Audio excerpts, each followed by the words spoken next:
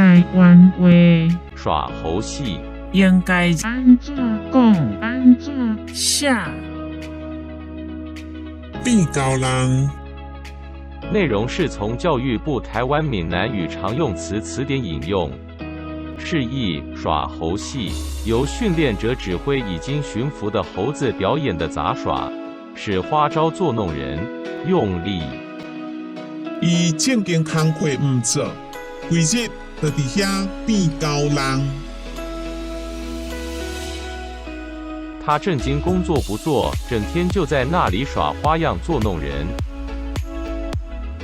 请支持我，点击 subscribe， 然后再单击小铃铛，也不要忘了转发给您的朋友圈。谢谢，请点击下面观看同一系列的影片。